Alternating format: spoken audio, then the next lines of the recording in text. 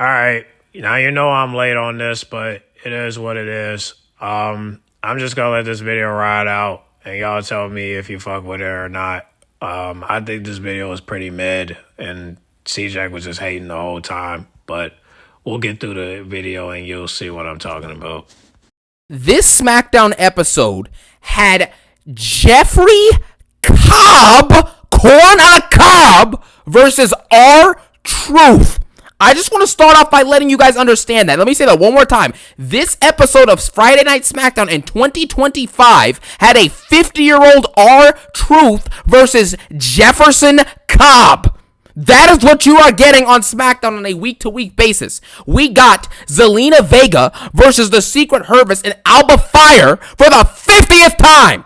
That is because this product sucks. The creativity is done. The shows are boring and lifeless and awful every single week. We are an hour before the show officially ends around 11. It's around 10 o'clock when I'm making this video, and I'm already starting the review because I'm not watching this live anymore. This is the 5th, the 7th, 8th, 9th, 10th, 15th week in a row I've had to shut SmackDown off early because 3-hour SmackDown is atrocious. Everyone is a jobber. Triple H is uncreative and awful at his job. You are seeing it in front of your face. How many times do you have to see the collection of either Motor City Machine Bums, DIY, the Street Jobbers, or even the Fraxium Jobbers go out there and fight with each other over and over and over again in a different collection of the same match with the same premise?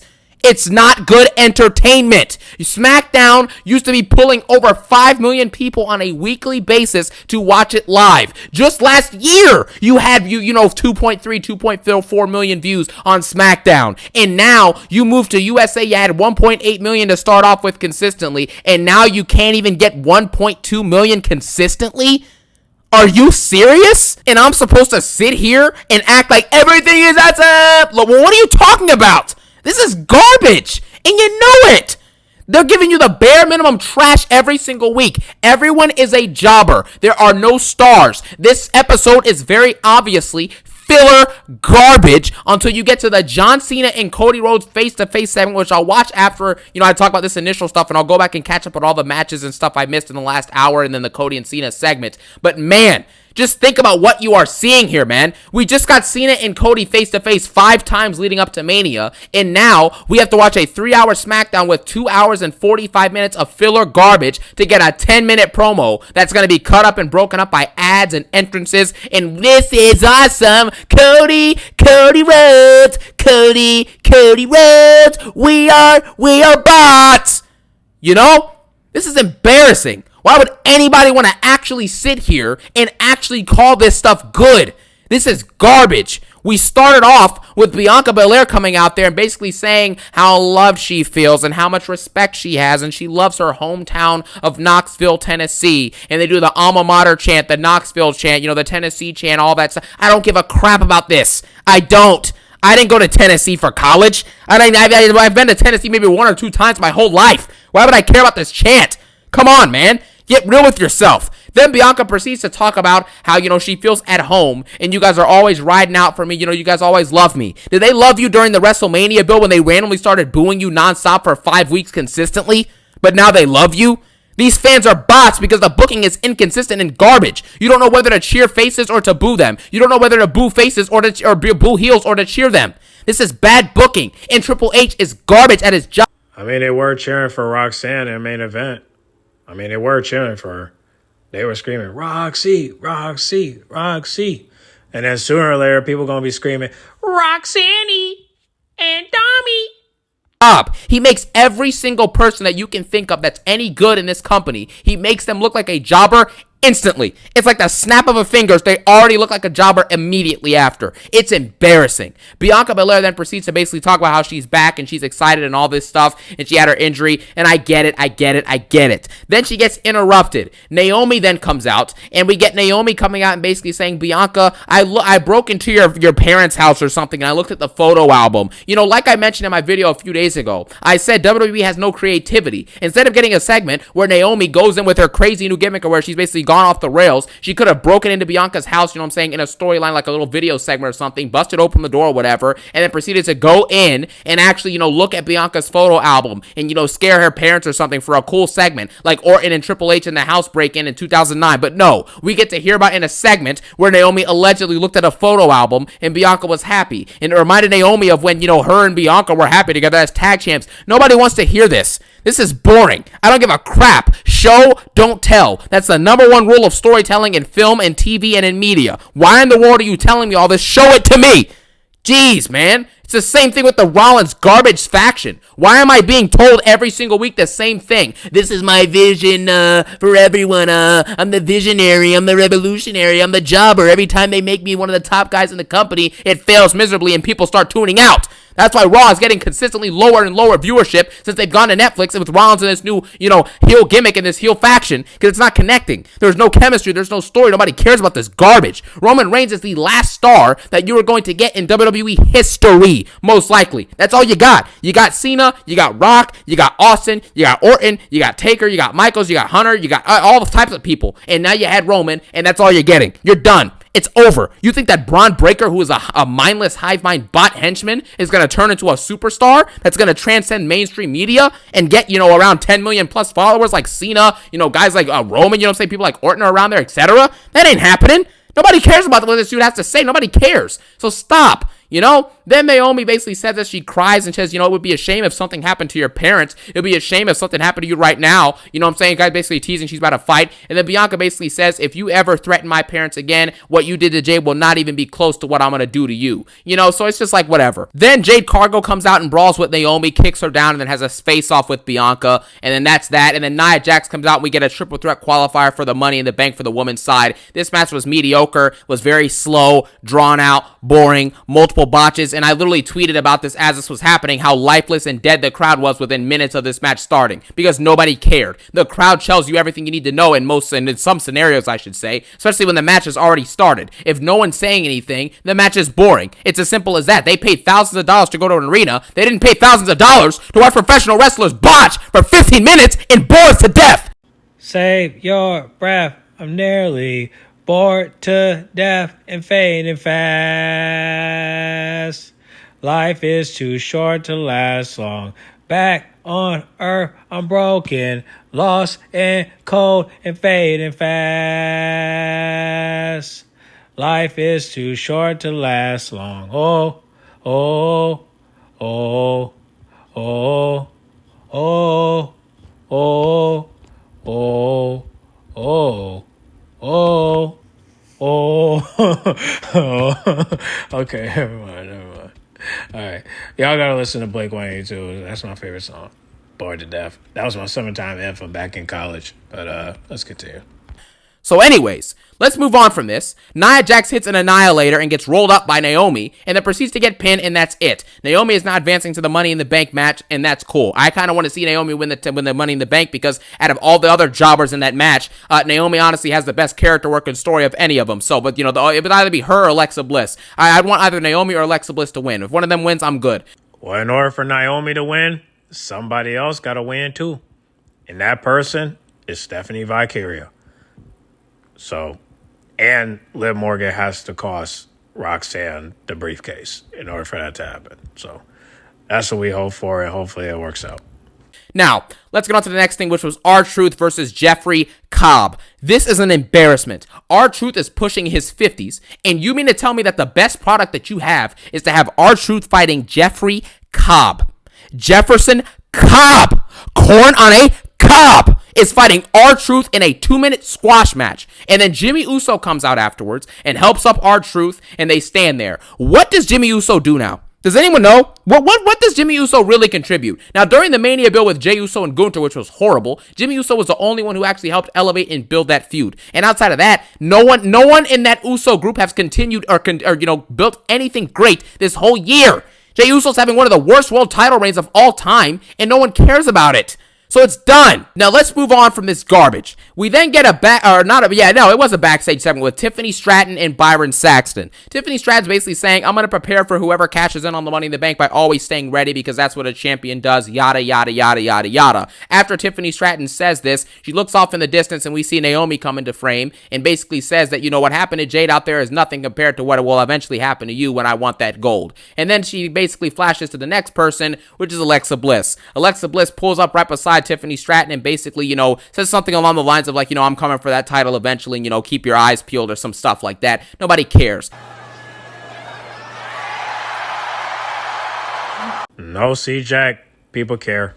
We also had a situation after this Tiffany Stratton segment backstage thing where all of the tag teams on SmackDown went out in the ring and jobbed out. They all got beat up by the Wyatt Six. The best thing I can think of about this segment is when Chris Sabin basically told Candice LeRae, you're actually the one who seems new here, so why don't you shut your mouth? You know what I'm saying? That was actually pretty funny and pretty entertaining, I'll give you that. But other than that, this was boring. No one had anything to offer on the mic. They were all just basically there to get beat up by the Wyatt Six. The Jobber Six are garbage. I told you when they debuted last year that they would be off of TV within a couple months, and sure enough, they were off of TV for like 4 or 5 months because nobody cared about them. You cannot convince me that Bo Dallas, dressed as Uncle Howdy, who got pinned by Karrion Kross some months ago after getting powder thrown at his face, and by people who are now fired from the company in AOP and Paul Ellering, you cannot tell me that that same guy is now a threat to literal champions inside of the company. Karrion Kross pinned him. Karrion Kross hasn't pinned anyone in years at this point, it feels like. So the fact that he pinned, Uncle Howdy, and now Uncle Howdy is fighting people who actually have championship gold, what do you think should be happening to the Jobber Six? They should be getting destroyed by any of these tag teams, just off of the way it's booked and the way it makes sense in the storyline. But nothing makes sense anymore. Triple H sucks at his job, and therefore we got this segment. I don't care about the Jobber Six. I don't care who has the tag belts, because none of these teams are interesting, even including the Street Profits. The Street Profits are one of my favorite tag teams I've seen in recent memory of watching this product, and even then, they feel like jobbers with a bad entrance theme that gets no reaction from the crowd, and they don't even have that much to offer on the mic anymore. All they're there to do is put on good matches from time to time, and that's it. And that is sad to see how a great talent like that is relegated to doing that nonsense. Then we basically get to see an NXT segment on on SmackDown. Now, obviously, some of you guys may know I am a really big fan of Javon Evans. I think he is absolutely electric. He's a great talent, and the fact that he's like, I think 20 or 19 years old and he's wrestling like this and, athletic like this is just incredible. If he develops even a decent to good promo level game or mic work game, he is probably going to go down as the best wrestler of the upcoming generation, because of the upcoming generation in the men's division, no one is better than him in the ring as far as I'm concerned. So it's in the fact that he's 20, he's got like another decade or two, hopefully, in the in the wrestling world. This dude should eventually be great. But the way the booking is going for WWE, I don't think this company is going to be around for another 2 decades at this point. But that's not the point. Javon Evans comes out, and Javon Evans basically jobs out and gets pinned by Berto. They didn't even give him a great chance to showcase all of the amazing things he can do. He had some great spots here, like a swanton off the top of the turnbuckle. He had some very high-flying maneuvers. Your boy is bouncy. But him and Ray Phoenix are fighting against, Berto and Garza. And pretty much Ethan Page is on the sideline with the North American title. Why am I getting an NXT segment on a main roster show? Thank you. There's no reason for it at all, and it shows you how bad the show is. Javon Evans, long story short, gets distracted. Ray Phoenix gets pushed into him, and then Javon Evans gets hit by the finisher of Berto and Garza and gets pinned by, I think it was Berto. Why is an up-and-coming talent who you bring to the main roster for one-time appearance for now getting pinned by Berto? Yeah, that's what people are worried about, is that people are thinking that Stephanie might not win just because, you just brung her in the main roster and already she losing her first match. Now, some people will say it's been mainly because of the, Worlds Collide match that she has to prepare for. But I'm just looking at it like, well, if she could compete in 2 matches in NXT, she could compete in 2 matches in a PLE. I mean, yeah, it's a ladder match, but if Laura Vice could take all the bumps and just take the light work, you know what I'm saying, then maybe, just maybe, she'll be, she won't be 100%, but she'll be like at least 80. And then when she, gets in the match, she'll be ready for it. You know what I'm saying? So hopefully that will be the case. Otherwise, they could remove the match, but I doubt they will do that. Yeah, I mean, look, if you're concerned about her body, then you should never put her in this match, honestly. So that's all I gotta say on that, because I just don't think Liv Morgan should win because she's a tag team champion and she need to defend those titles. Okay, and not only that, the three limit rule, right? 3 faces and 3 heels. All right, nobody wants to see Julia or Liv Morgan team up with Raquel and Alexa. Okay, she's still a heel and she's not face. Now they could cut a promo, but I just don't know how Rhea and Alexa are going to defend themselves, especially when they're dealing with 4 heels. So it's not going to work. Okay, and so most likely Stephanie will win, and then next Friday, well, this video came out. It's gonna be that week, but I'll say Friday. We're gonna have a tag team match with Stephanie, Rhea, Alexa versus Roxanne, Julia, and Naomi, and hopefully it'll be a great match. I think it will. But first, we have to wait and see if Stephanie's gonna win. I'm believing that Raquel and Roxanne are gonna cost her the match, but we have to wait and see. So hopefully it works out. Let's get to you. You get me? It's embarrassing, man. There's no excuse for this garbage content. You cannot think of reasons for why this stuff is happening and why it's this bad, other than the fact that Triple H sucks at his job. Anyways, we then move on from that disaster. We got Zelina Vega versus Jessica Alba, or Alba Fire, whatever you want to call her. This match was garbage. No one cared about it. The crowd was lifeless and dead. We've seen the collection of one of the Secret Hervis members versus Zelina Vega on repeat for the last 9 weeks. This is boring, it's repetitive, and it's uncreative, and it's lifeless, monotonous, and garbage. I'm not even going to speak about this match because I don't care. Let's move on. We then had Damian Priest. Damian Priest basically came out and cut a promo, basically saying nothing. He botched the first 10 seconds of the promo. He started talking about some stuff like, I'm done with Drew McIntyre. I can now breathe fresh air. But there was a time in my life where a street would have a beef with another street, and then just botches. What are you even talking about? He probably botched it because he didn't even know what he was saying. What do you say? I'm not like, listen, here's the thing. I'm not making fun of Damian Priest, you know what I'm saying, for his mistake that he made on the mic. The point is what are you talking about? That is what I'm trying to get at. What are you talking about? Why are you discussing about a street having a battle with another street, and then you're botching and talking about nonsense? What does this have to do with anything? You know what I'm saying? This whole Street King, El Campeon, bad guy gimmick is just corny. It doesn't fit Damian Priest that well as I thought it would after he eventually left the Judgment Day last year. It isn't working. Damian Priest is a bona fide and utter jobber, and we're seeing it in front of our face. He then basically, long story short, says he wants to challenge for the U.S. Championship because he wants gold. He talks about how much he literally loves and respects, you know what I'm saying, what's his name, Jacob Fatu, and he wants to fight him again for the belt, and that's it. They then meet each other on the ramp starting, before the next triple threat match starts, and before that triple threat match with Fatu, Mello, and Andrade for the Money in the Bank qualifier happened, we saw a Julia video segment, and this is where I stopped watching. Julia's video segment basically consisted of, it's not about who I'm going to beat up, it's about who's going to be able to stop me. I don't care about this. Nobody does. Let's move on. Now I'm going to go watch, actually, we're not going to move on. I'm going to go watch the stuff that I missed, and I'll come back with the review of the rest of the show. So I've now caught up and seen the main event segment with Cena and Logan, and then Jay and Cody, and I saw the fact that Carmelo Hayes did not win the Money in the Bank qualifier, which I don't know how this happened. I'm assuming there was interferences with Solo, which I think there was, and the Miz maybe got involved, whatever. But Carmelo Hayes lost to Andrade again for the 4th time in the last 8 months. Carmelo Hayes is going to likely be released in a year or 2 if this booking continues. He has talent on the mic. He has talent in the ring. He has charisma. He has a good entrance theme, and he comes out there and gets no reaction because his gimmick cannot get over because it's not believable. You cannot tell me that someone who's getting pinned 4 times by Andrade is going to be able to be him. It makes no sense. Carmelo Hayes is sitting there, brought up from NXT, has all the talents you need, and he's a jobber. He's booked like a loser, man. Braun Breaker comes up to the main roster. 2 Intercontinental Championship runs. Lyra Valkyria comes up to the main roster. She gets an IC belt, the first ever Intercontinental Champion in the modern era of the women's division, okay? And then you have Tiffany Stratton comes up, wins Money in the Bank, and ends up winning the WWE Women's Championship. Carmelo Hayes comes up. What has he accomplished since he's come up to the main roster? Nothing. RKO'd 5 times by Randy Orton. Pinned by Randy Orton. Pinned by Damian Priest. Embarrassed by Randy Orton. Embarrassed 4 times and beat 4 times by Andrade. Pinned multiple times by LA Knight. Now he's beat by Andrade again. Thrown out of the Royal Rumble this year by Tozawa, I think it was, or whoever.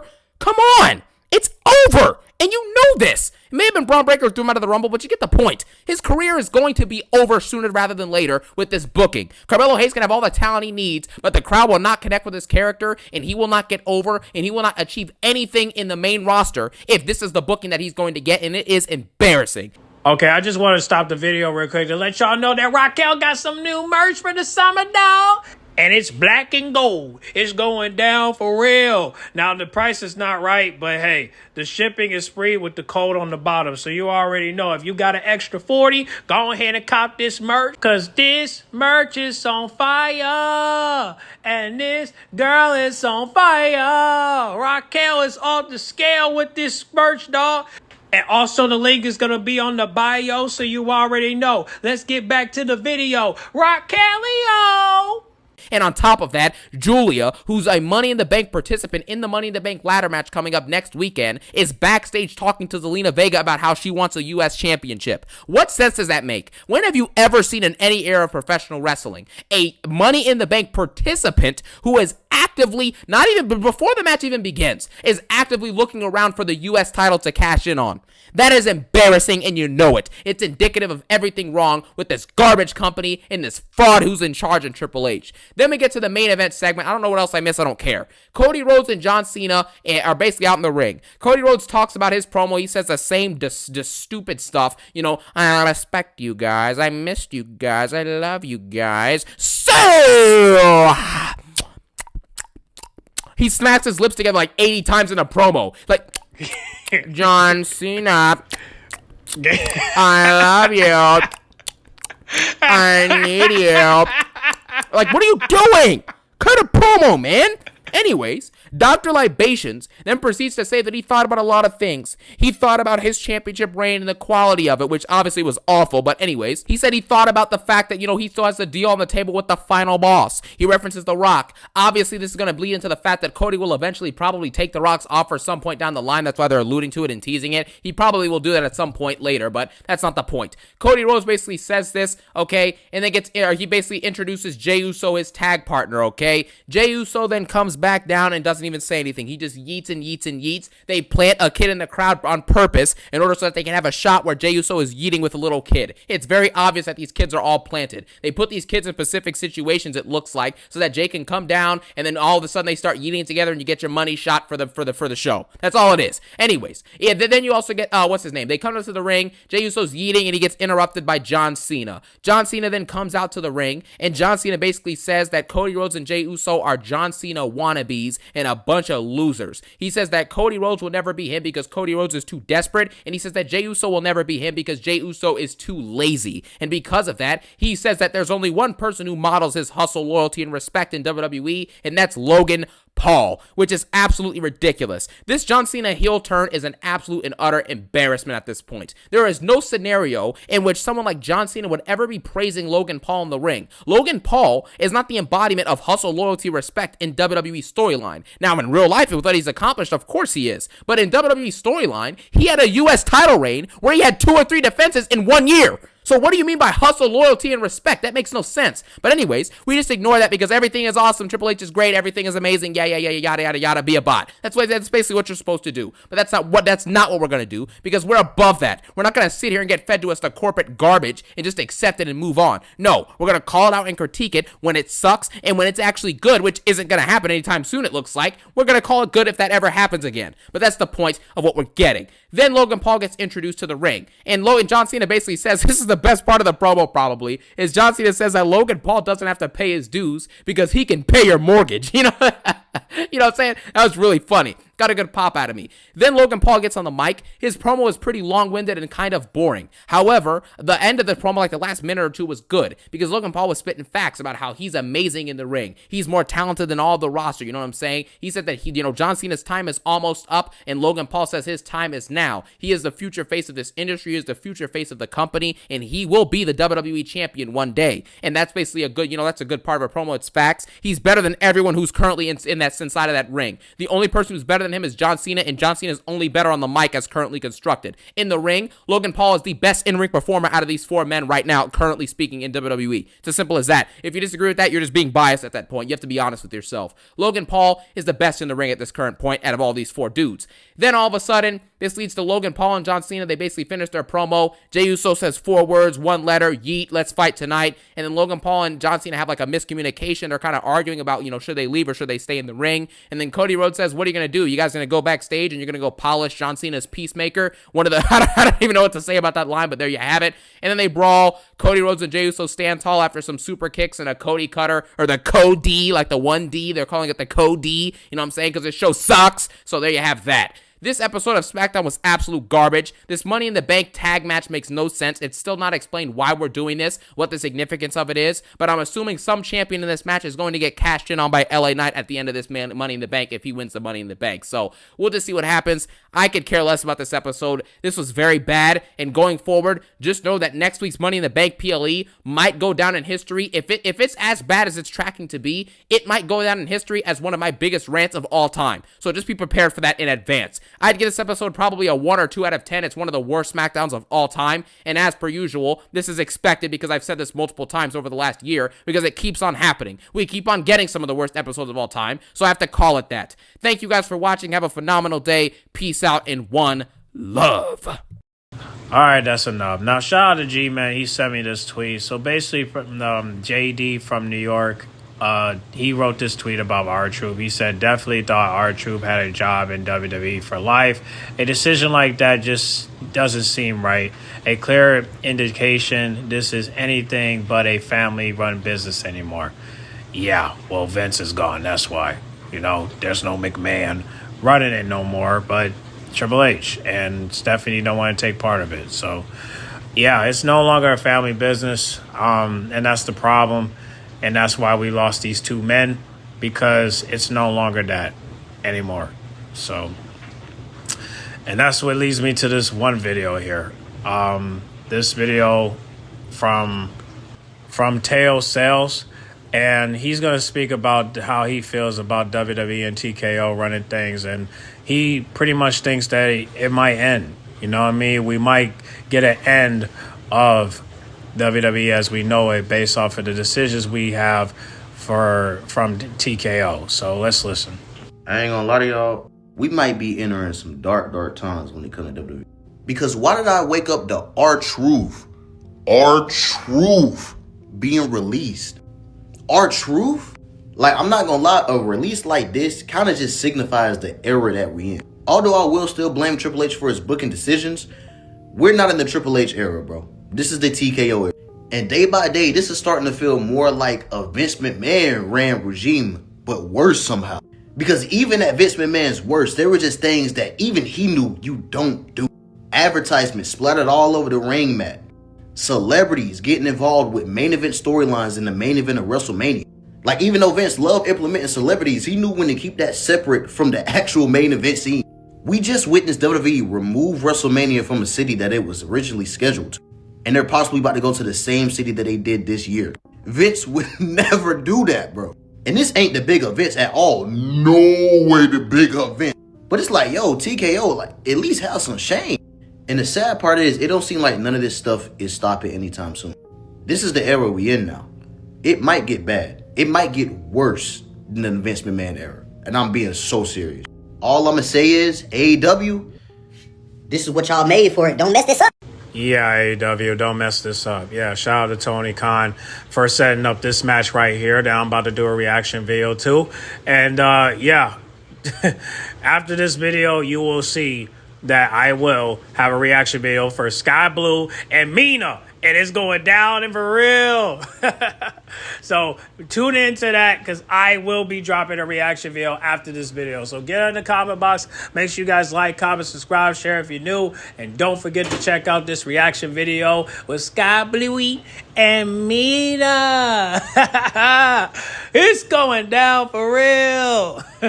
It's going down for real. Happy summer.